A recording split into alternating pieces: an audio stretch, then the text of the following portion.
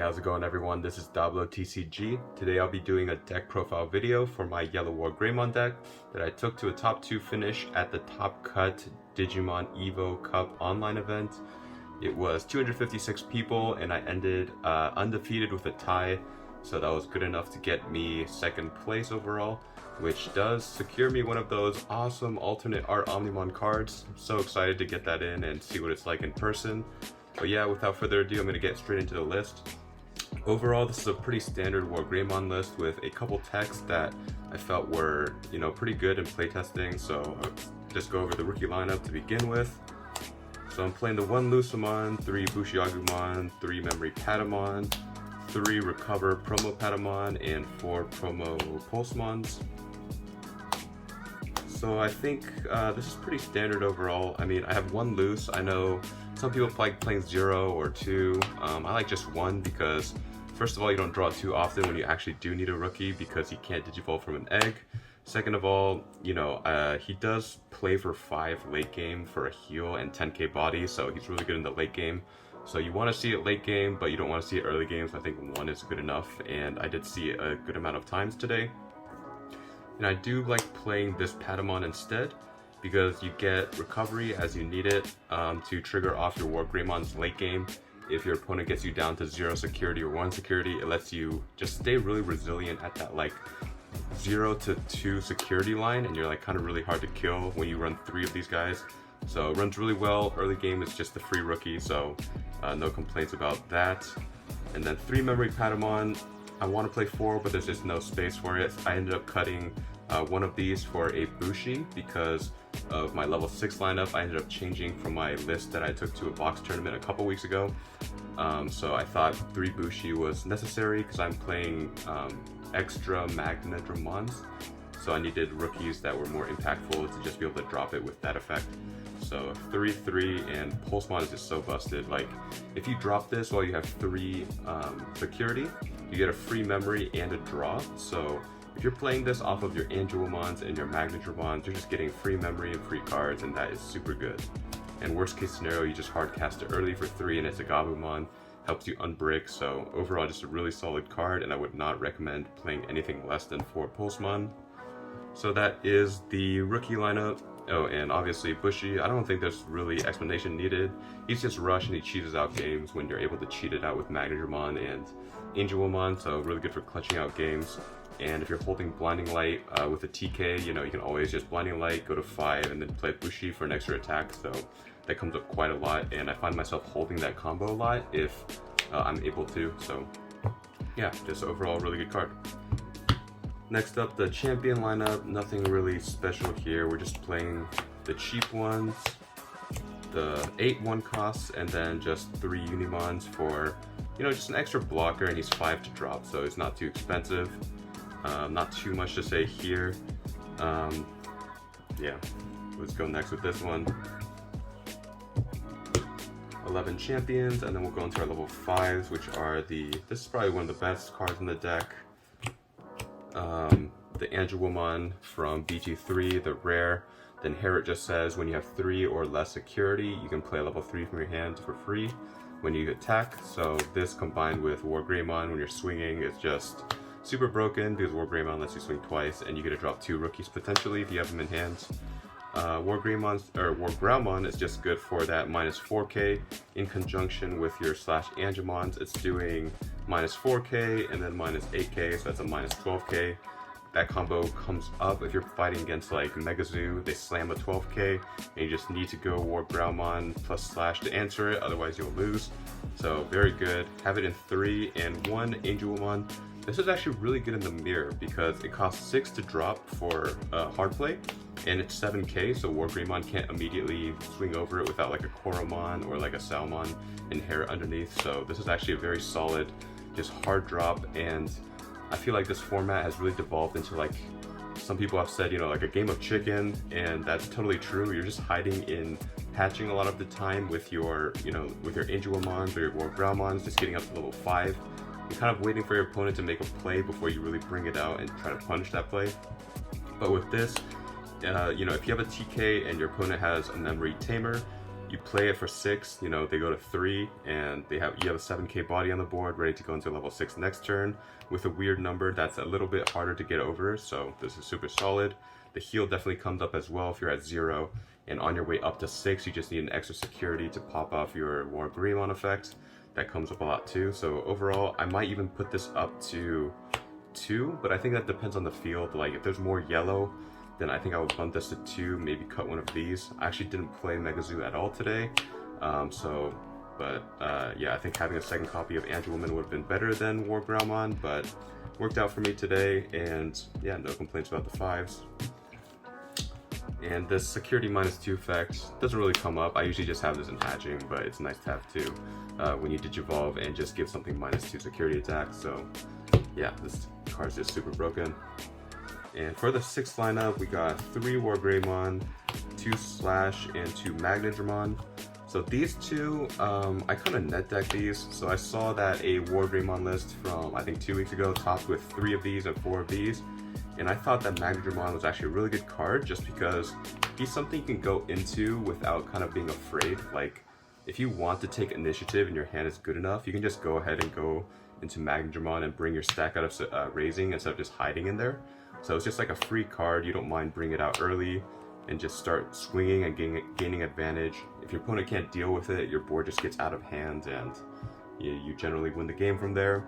It's also really good just for his on-play effect. Obviously, you heal 2 if you're below 3 if you hard drop it. That came up a lot today and just made my deck really hard to kill when it came down to like the nitty-gritty between this and the Patamons. It's just like you can just cockroach out of a lot of situations where, you know, you're almost dead, but you have all this like random healing and it just keeps you in the game. So I would definitely say this definitely overperformed today, and yeah, but just 2 of him because I think Slash is really important. He's also someone you can play with initiative. Like, I don't mind bringing my stack out of raising, get a quick kill with Slash, and if they answer it, that's fine because I already got my advantage.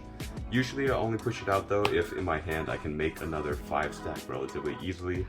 But yeah, it is one of those, another card that you can kind of take initiative with in this format of, you know, kind of hiding in hatching. So that's why I have 4 of these guys, where these guys are both level 6s that you don't mind playing first against your opponent.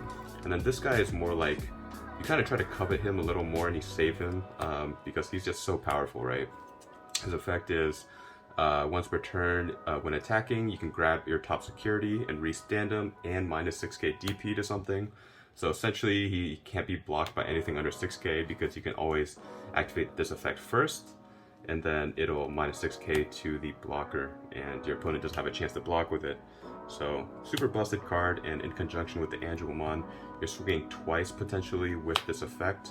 Like, all you really have to do is be at 4 security, and then if you can do this, you can kind of order the effects, right, when attacking. So you attack with WarGreymon first, you use his effect first, go from 4 to 3, and then you can proc off your Angewomon after you resolve the WarGreymon. So yeah, just super busted combo, and you know, you're generally just swarming the field with rookies with these 2 and clearing the board at the same time, which is absolutely insane. But 3, because like I said, you don't really want to push this guy out early without one, like, you only really want to push him out after you're at 3 security with Angewomon. So if he's the first level 6 you go to, he's actually not that great, which is why you have these guys instead. You want to kind of follow this guy up after you've exhausted your opponent's resources a little bit with these guys, and then he's just going to come out and dominate the field. So yeah, that's kind of how my mentality when going into my matchups.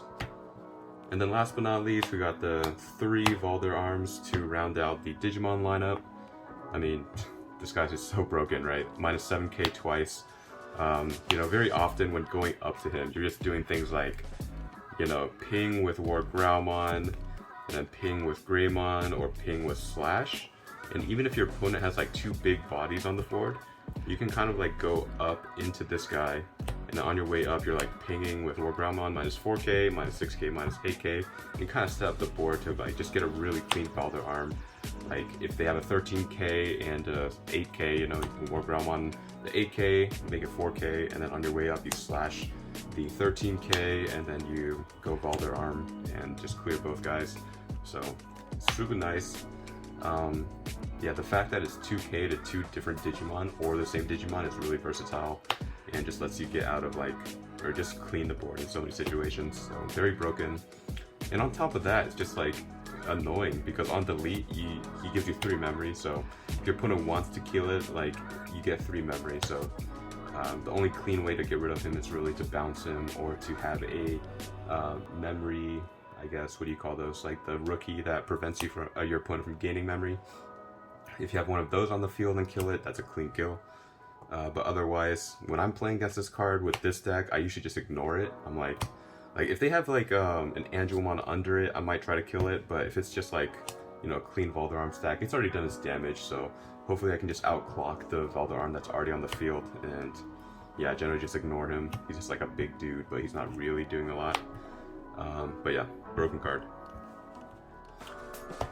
So going into the final few cards of the deck here, you got the 3 TK. TK is just so good. Like if your opponent has their memory tamer and you don't, you kind of lose that game. He just sets you to 3, and so many of your Digivolutions do cost 3, like the Magnas, the Slashes, the Wars, the Angewomon. So you're able to Digivolve into those without passing turn. Very important. He unbricks you, probably the best tamer in the game. Being able to search security is just such a good skill. Like, you know, yeah, just like taking your Blinding Rays, your boss monsters, your any level. If you're missing a champion, you can get out of security potentially. So it's just really good. And then the options: 2 Blinding Ray, 2 Eden's Javelin. Blinding Ray is busted. Like you trash top card of your security and you gain 2 memory. I mentioned this a little earlier with the BushiAgumon combo. If you're at 3 with the TK and you have a Blinding Ray Bushi, that's 5, so you can always play it and swing immediately for that extra attack. And in general, it's just, yeah, like, if I can afford to, I always try to grab this out of security because it doesn't have a security effect, and it just enables you to like do so much more than your opponent can anticipate, right? Kind of like the Hammer Sparks. So yeah, it's a busted card. And if you had 0 security, you play for free, just gain 2. Which is kind of dumb. And then 2 Eden's Javelin. This card just overperforms. Like, I initially put this into the deck like when I first started playing it because I'm like, okay, in general, the security in this deck really sucks. Like, your opponent can just attack into you and not be afraid of anything, right? Like, worst case scenario, you have a big dude, like Valdur arms or like a WarGrey, and they crash into it. In general, like, the rest of your deck is just like, you know, like really weak dudes. So having the Eden's Javelin is just kind of like that X factor. If it's in security, you know, you can just kind of like unexpectedly kill one of their bodies.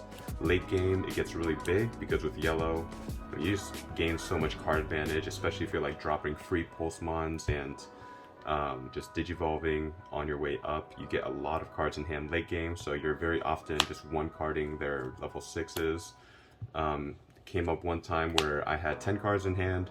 They hit WarGreymon into security out of Eden's, hit it for 11, so, and that just ended their first attack, so that was, yeah, really good. And in general, I don't, like, against yellow, a lot of people just play based on your board. So, you know, if you have a rookie and maybe like you don't have like a board set up to where you could potentially Valdur arm or slash or WarGreymon the next turn, your opponent might get a little like, they might get ahead of themselves and just try to play stuff on board instead of hiding, and you can just punish them with the Eden's, and they don't really see that coming. So yeah, all around just a very versatile card that definitely overperformed, and I would not, yeah, it's just so good. And then the eggs, 1 Koro and 3 Upa. I might play more Koros after this weekend because I did run into a lot of situations where, you know, I was playing at security control, their Mistymons are 7k, and I couldn't get over it with my WarGreymon. So if I had a Koromon, you know, you can get over the 7ks pretty easily. But Upamon with the Eden's Javelin, like Upamon just lets you set up like huge hands and unbricks you, so it's hard for me to not play for Upamon. So that's the one thing I might tinker with this deck, but otherwise, yeah. Overall ran very solid, and yeah, honestly, the mirror match is what you're going to be playing a lot of, because I think at this point this is one of the de facto best decks of the format, and it's actually really fun. The mirror is just like so back and forth, and like turns are so explosive and you never really know what's gonna happen. Like between like your Blinding Rays and just your WarGreymon Angewomon combos, like one turn can go on forever and you can kind of just like pull wins like from nowhere. So the mirror match is super swingy and honestly a very fun matchup for me. Yeah, I'll probably do a follow-up video once I get the prize card in, just to kind of show it off a little bit. I'm excited to see what it looks like in person. I'm wondering if it has that same foiling as like the promo. So I got these from the last Top Cut event. They weren't giving out the Omnimons back then, but they were giving out the Greymons. A little unfortunate, I bubbled out of that one. I got 9th, so I wasn't able to get the WarGreymon. But I think I'll be getting the WarGreymon from this one. I'm not sure if they're doing rolling pricing where like, you know, top 8 gets WarGreymon, top 2 gets Omnimon, but like you get both on your way up, so we'll see. Hopefully that is the case, because I do want to get one of each one of these promos and kind of just like case them up and maybe PSA grade them.